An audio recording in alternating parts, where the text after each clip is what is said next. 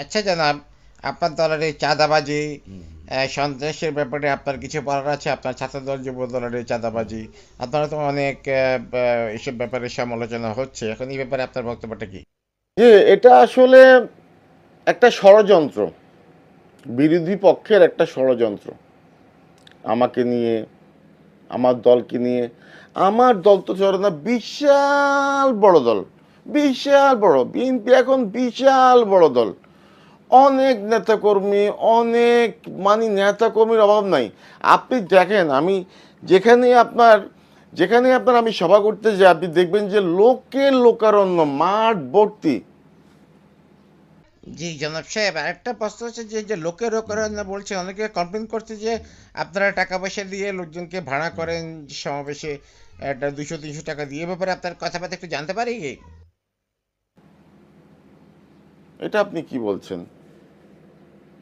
না না না, অসম্ভব। আমরা টাকা পয়সা দিই কাউকে, আমাদের নেতাকর্মীরা কেউ টাকা পয়সা দিয়ে মিছিল মিটিং লোক আনেও না, নিজেরা আসেও না।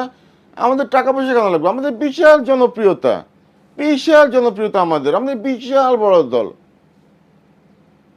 দেখেন, জি জনাব সাহেব, আপনি তো লন্ডনে ছিলেন অনেক বছর, 17 বছর। এই যে দেশে জুলাই আন্দোলন হলো, সবাই আপনাকে, আপনার দলের লোকেরা আপনাকে মাস্টার মাইন্ড বলে। আপনি এই ব্যাপারে আপনার বক্তব্য কি? আপনার দলের লোকেরা তো আপনাকে মাস্টার মাইন্ড বলে, এ ব্যাপারে আপনি কি বলতে চান? আমি, হ্যাঁ, আমি লন্ডনে ছিলাম, ঠিক আছে। হ্যাঁ হ্যাঁ, আমি আন্দোলনের, শুনেন, আপনারা যেটা বলছেন, একদিনে তো আর আন্দোলনটা তৈরি হয়নি। প্রেক্ষাপটটা আমরাই তৈরি করেছি। হ্যাঁ, এই যে 24-এর গণ অভ্যুত্থান আমরাই তৈরি করেছি।